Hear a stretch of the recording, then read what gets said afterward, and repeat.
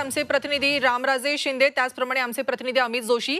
राम, खरं तर केंद्रातून बऱ्याच हस्तक्षेप राज्यातल्या राजकारणामध्ये गेल्या काही दिवसांपासून होतोय। राष्ट्रपती राजवटची कुणकुण राज्यामध्ये लागलेली आहे। नेमकं काय कारण आहे? केंद्रात अशा काय घडामोडी सुरू आहेत राम, का ज्यामुळे या ठिकाणी राज्यामध्ये राष्ट्रपती राजवटीची कुणकुण लागली आहे? राम,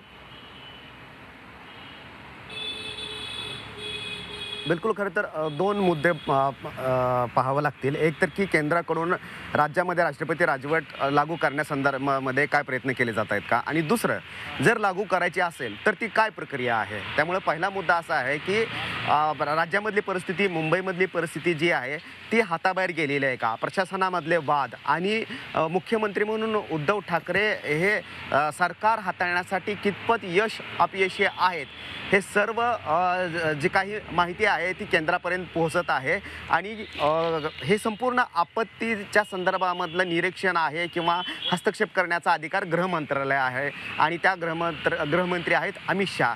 त्यामुळं आणि आणखीन एक चर्चा जी चाललेली आहे केंद्रामध्ये, ती आर्टिकल 356च्या अंतर्गत राष्ट्रपतींना पूर्णपणे अधिकार आहेत की कोणत्याही राज्यामधली जर परिस्थिती अतिशय खराब झाली असेल, बिघडली असेल, तर मात्र तिथं राष्ट्रपती कोणत्याही क्षणी हस्तक्षेप करू शकतात आणि तिथं राष्ट्रपती शासन लागू करू शकतात। परंतु त्याच्यासाठी अगोदर कॅबिनेटमध्ये प्रस्ताव येणं गरजेचं आहे, कॅबिनेटनं तो प्रस्ताव मंजूर करणं गरजेचं आहे, त्यानंतर तो राष्ट्रपतीकडे पाठवला जातो आणि मग राष्ट्रपती त्याला मंजूर देतात। त्यामुळे ही प्रक्रिया जी आहे ती सोपी नाही आहे, परंतु ही प्रक्रिया निर्माण होण्यासाठी कारणं पण तेवढी कडक आवश्यक आहेत। परंतु महाराष्ट्रातली परिस्थिती पाहता तिन्ही सरकार आहेत, त्यामुळे तिघजणही एकत्र येऊन आपण कोरोनासारख्या परिस्थितीला हाताळू शकतो हे पटवून देण्याचं काम केंद्रासोबत आहे। शैलजा, याच्यामध्ये सगळ्यात महत्त्वाचा मुद्दा काय आहे ही संपूर्ण परिस्थिती चिघळण्यामध्ये? केंद्र आणि राज्याचा विसंवाद, कारण दोघांचाही संवाद उरलेला नाही आणि त्यामुळेच ही परिस्थिती उद्भवलेली आहे। त्यामुळे आता इथून पुढे उद्धव ठाकरे यांना ही परिस्थिती पुन्हा एकदा निवळण्यासाठी केंद्राशी चांगला सुसंवाद ठेवावा लागणार आहे, हा पहिला मुद्दा। आणि दुसरा मुद्दा म्हणजेच की काँग्रेस आणि भाजपचे नेते केंद्रामधून कशा प्रकारे हालचाली करत आहेत त्यावर सुद्धा लक्ष ठेवावं लागणार आहे, कारण सोनिया गांधी हे प्रत्येक क्षणाची माहिती घेत आहेत। प्रदेशाध्यक्ष जे बाळासाहेब थोरात आहेत त्यांच्या मार्फत सद्यस्थिती काय चाललेली आहे आणि काँग्रेसमधलं कोण नाराज आहे का याच्यावर विशेष करून लक्ष देण्यात येत आहे काँग्रेसच्या पक्षश्रेष्ठीकडून। त्यामुळे खूप बारकाईने लक्ष दिलं जातं की आपले कोणते आमदार नाराज आहेत, ते नाराजीची कारणं काय आहेत, ते उद्धवजीपर्यंत पोहोचवलं जातात, ते शरद पवार यांच्यापर्यंत पोहोचवले जातात, आणि त्यावर जर तोडगा निघत नसेल तर मात्र काँग्रेसकडे आपला सै आहे। परंतु आता सध्या तरी परिस्थिती जुळवून घेण्याची ही परिस्थिती दिसून येते। पाहावं लागणार आहे की संध्याकाळपर्यंत आणखीन कोणत्या महत्त्वाच्या घडामोडी घडतायत। नक्कीच राम, तुम्ही आमच्यासोबत असेच जोडले गेलेले राहा। आपले प्रतिनिधी अमित जोशी पण आहेत। अमित, आत्ताच आपण संजय राऊत यांची पण प्रतिक्रिया ऐकलेली आहे। विरोधकांची भूमिका पत्रकार परिषद घेत आहेत, ते मांडणार आहेत, आणि विरोधक आता थोड्याच वेळात आपली पत्रकार परिषदेत भूमिका मांडणार आहेत, तर नेमकं ते यामध्ये काय महत्त्वाचे मुद्दे मांडतील, काय सांगतील? शैलजा, या सर्व घडामोडींची सुरुवात कालपासून झाली, जेव्हा नारायण राणे हे राजभवनवर गेले। अर्थात त्यामध्ये आश्चर्य वाटण्यासारखं काही नव्हतं, मात्र ज्या पद्धतीचं वक्तव्य काल त्यांच्याकडनं झालं की मुंबई आणि राज्यातील जी रुग्णालय ती लष्कराच्या ताब्यात द्यावीत, एक प्रकारे अप्रत्यक्षपणे राष्ट्रपती राजवट लागू करण्यासंदर्भात त्यांनी त्या ठिकाणी सूचित केलं। आणि यामुळेच खऱ्या अर्थानं महाविकास आघाडीमधील नेत्यांचे कान टवकारले असतील यामध्ये शंका नाही, किंवा खऱ्या अर्थानं महाविकास आघाडीमधील नेत्यांना काही शक्यता या सर्व घडामोडी मागे निश्चितच त्यांना वाटायला लागल्या असतील, असंच यावरून दिसून येते। आणि म्हणूनच कालची शरद पवार आणि मुख्यमंत्री यांची भेट असून दे, किंवा आज सकाळी संजय राऊत यांनी केलेलं ट्विट असून दे की आम्ही एकसंध आहोत, आम्हाला कोणी धक्का लावू शकत नाही, विरोधकांचे प्रयत्न हे अपुरे पडतील किंवा यशस्वी होणार नाहीत, अशा प्रकारचे एक प्रकारे त्यांनी सूचित केलंय।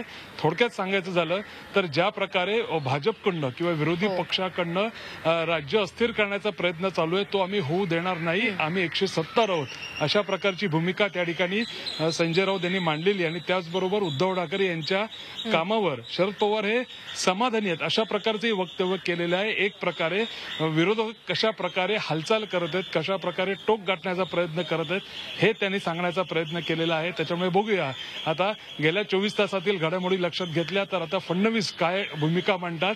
22 तारखेला ज्या पद्धतीने राज्यव्यापी आंदोलन केलं होतं. आता सरकारवर कुठली नव्याने टीका करतात, राणे यांच्या वक्तव्यावर फडणवीस काय बोलतात किंवा एक वेगळ्या माध्यमातून ते नव्यानं काही टीकेचा मुद्दा शोधून काढतात का, हे सुद्धा बघणं महत्त्वाचं ठरेल. एक मात्र खरं आहे, विरोधक अत्यंत आक्रमक झालेला आपल्याला बघायला मिळतोय. बघूया फडणवीस संध्याकाळच्या पत्रकार परिषदेच्या माध्यमातून काय नवं वक्तव्य करतात ते. नक्कीच अमित, तुम्ही आमच्यासोबत असेच जोडले गेलेले राहा. आपले प्रतिनिधी दीपक भातुसे हे सुद्धा यावेळी जोडले गेलेले आहेत. दीपक, या भेटीवरून सध्या बरीच ट्विट आणि चर्चा जोरदार सुरू झालेली आहे. नेमका काय अर्थ घ्यायचा दीपक?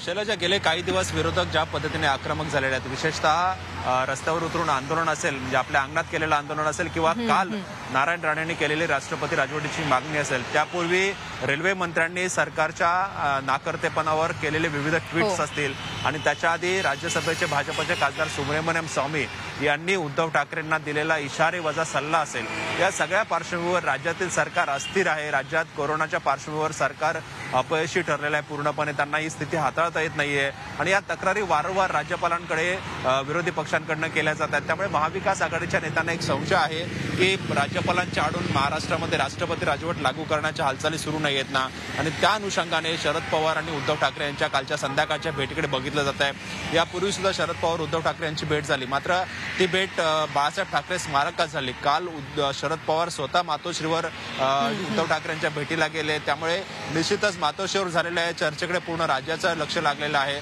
आणि हीच शक्यता आहे की राष्ट्रपती राजवट लागू करण्याच्या जर हालचाली सुरू असतील तर त्याला कशा पद्धतीने उत्तर द्यायचं, महाविकास आघाडी सरकारने कशा पद्धतीने खंबीरपणे उभं राहायचं, या सगळ्या विषयावर काल उद्धव ठाकरे आणि शरद पवार यांच्या चर्चा झाल्याची शक्यता आहे. शैलजा, दीपक, थोड्याच वेळामध्ये आता विरोधी पक्षनेते देवेंद्र फडणवीस सुद्धा पत्रकार परिषद घेणार आहेत. ते सुद्धा महत्त्वाचे मुद्दे मांडणार आहेत. काल नारायण राणे यांनी सुद्धा राज्यपालांची भेट घेतली. या संदर्भात काय सांगाल? शैलजा, या सगळ्या प्रकरणात आता विरोधी पक्ष कशा पद्धतीने सत्ता मिळवण्यासाठी आतुर झालेला आहे असा आरोप महाविकास आघाडीचे नेते करतायत. कारण ज्या हालचाली सुरू आहेत त्या महाविकास आघाडीला संशय आहे की राष्ट्रपती राजवट लागू करण्याच्या हालचाली सुरू आहेत. विरोधकांकडनं तसे प्रयत्न सुरू आहेत आणि हे सगळं विरोधकांकडनं सत्तेसाठी सुरू आहे. मातोश्रीवरती शरद पवार आणि मुख्यमंत्री उद्धव ठाकरे, संजय राऊत यांची भेट घेतली आणि यावरून आज बरीच राजकीय चर्चा रंगू लागली आहे. या संदर्भातल्या बातमीनं खरं तर या बुलेटिनची सुरुवात. तर महाराष्ट्र अस्थिर करण्याचे प्रयत्न अंगलट येतील असा इशारा संजय राऊत यांनी दिलाय. विरोधकांनी तात्काळ क्वारंटाईन व्हावं असा टोला राऊत यांनी ट्विटरवरून मारलाय. सरकार मजबूत आहे, चिंता नसावी असं ट्विट शिवसेना खासदार संजय राऊत यांनी केलंय. काल उद्धव ठाकरे आणि शरद पवार यांच्यात मातोश्रीवरती चर्चा झाल्याची कबुलीही राऊतांनी दिली आहे.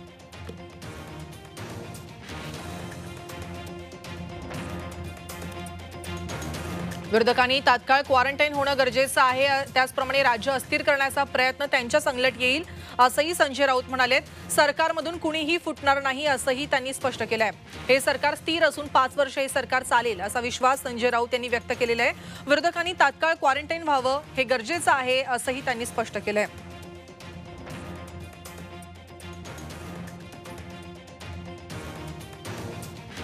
संजय राऊत यांनी सध्या विरोधकांना इशारा दिलेला आहे. सध्या राजकारणातल्या परिस्थितीवरती राज्यामध्ये बरीच चर्चा सुरू आहे. विरोधकांनी तात्काळ क्वारंटाईन होणं गरजेचं आहे.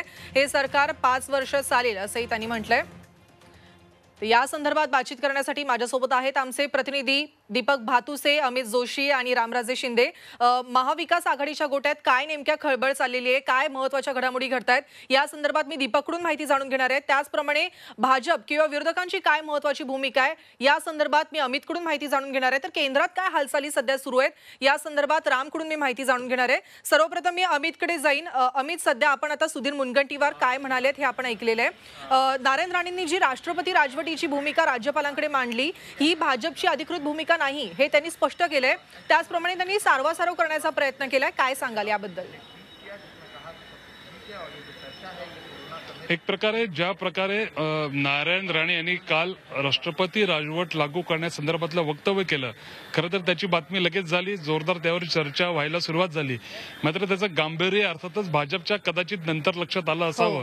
कारण याचा अर्थ राज्य अस्थिर करण्याचा प्रयत्न किंवा या निमित्ताने महाविकास आघाडीतील तिन्ही पक्ष आणखी एकमेकांच्या जवळ येतील.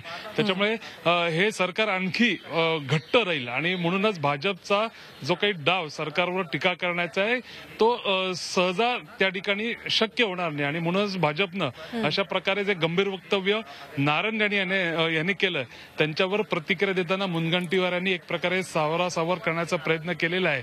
कारण राष्ट्रपती राजवट लागू करणं ही एक मोठी गंभीर गोष्ट असते आणि या निमित्ताने केंद्र सरकार कशा प्रकारे राज्य सरकार एखादं उलथवू शकतं किंवा कशा प्रकारे राज्य सरकारवर आपला हक्क चालू शकतं हे या निमित्ताने दाखवून देऊ शकतं. आणि पुन्हा एकदा भाजप गेली 5 वर्ष भाजपवर कुठल्या ना कुठल्या प्रकारे अशा पद्धतीने टीका होत होती तर या टीकेचं टोक या निमित्ताने गाठलं जाईल याचं गांभीर्य भाजपच्या लगेच लक्षात आलं आणि म्हणूनच मुनगंटीवारांनी अशा पद्धतीची प्रतिक्रिया देत सावरासावर करण्याचा प्रयत्न केलेला आहे.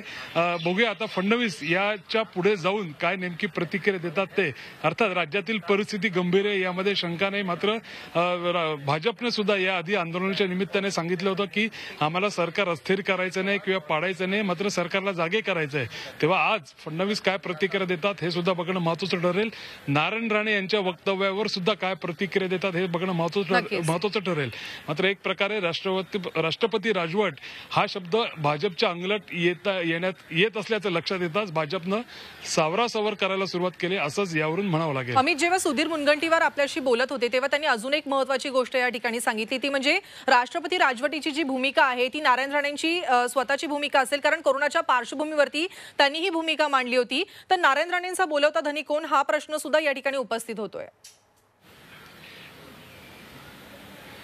एक गोष्ट लक्षात घेतली पाहिजे की नारायण राणे हे आधी ज्या पक्षामध्ये होते किंवा आधी काँग्रेसमध्ये होते आता भाजपमध्ये आहेत.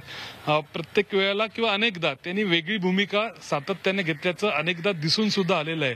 त्याच्यामुळे आता अशी भूमिका घेतली तर आश्चर्य वाटायला नको. नारायण राणे यांची एक प्रकारे त्यांची वागण्याची पद्धत किंवा त्यांचं एखाद्या विषयाबद्दल असलेली माहिती किंवा खास करून मुंबईबद्दल त्यांच्याकडे असलेली माहिती किंवा इतके वर्ष ते मुंबईत त्यांनी काम केलं त्याच्यामुळे साहजिकच मुंबईबद्दल त्यांना चांगली माहिती आहे म्हणूनच त्यांनी अशा प्रकारचं वक्तव्य केलं असावं.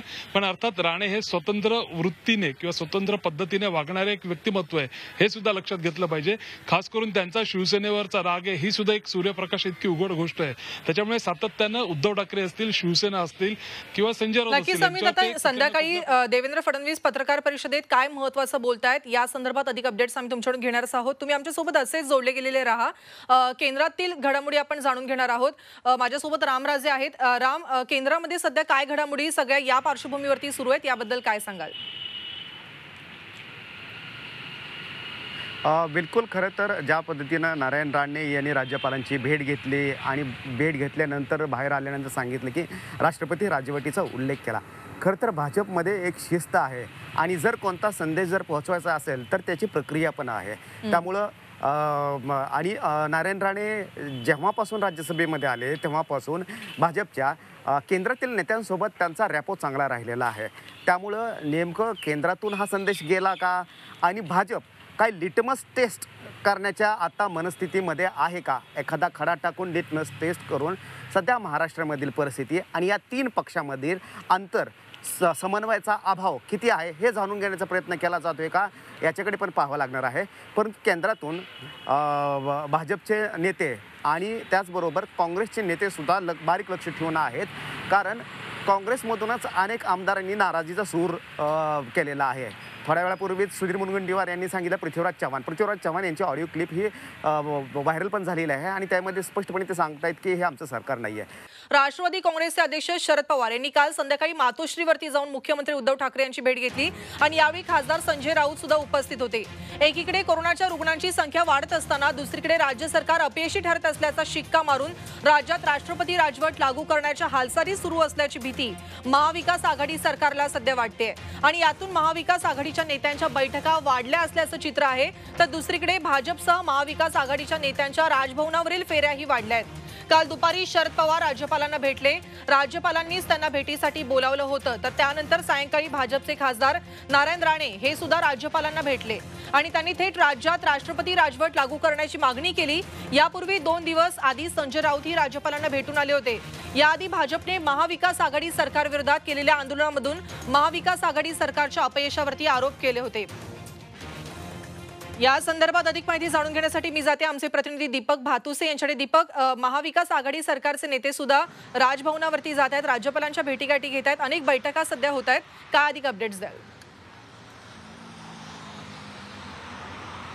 शैलजा, महाविकास आघाडीला एक शंका आहे किंवा भीती आहे म्हणावं लागेल की भाजप या सगळ्या पार्श्वभूमीवर महाराष्ट्रामध्ये राष्ट्रपती राजवट लागू करण्याच्या हालचाली करू शकतं। याला आपण मागे जाऊन बघितलं तर उद्धव ठाकरे जेव्हा आमदार नव्हते आणि त्यांना विधान परिषदेचा आमदार व्हायचं होतं, राज्यपाल नियुक्त आमदार व्हावं म्हणून महाविकास आघाडीने प्रयत्न केले, मात्र त्यावेळी अनेकदा भाजपच्या नेत्यांनी राज्यपालांची भेट घेतली होती आणि एक अशी चर्चा होती की राज्यपालांवर भाजपच्या नेत्यांनी दबाव टाकला आणि राज्यपाल नियुक्त आमदार उद्धव ठाकरेंना करू नये राज्यपालांना, याच्यासाठी सर्वतोपरी प्रयत्न केले।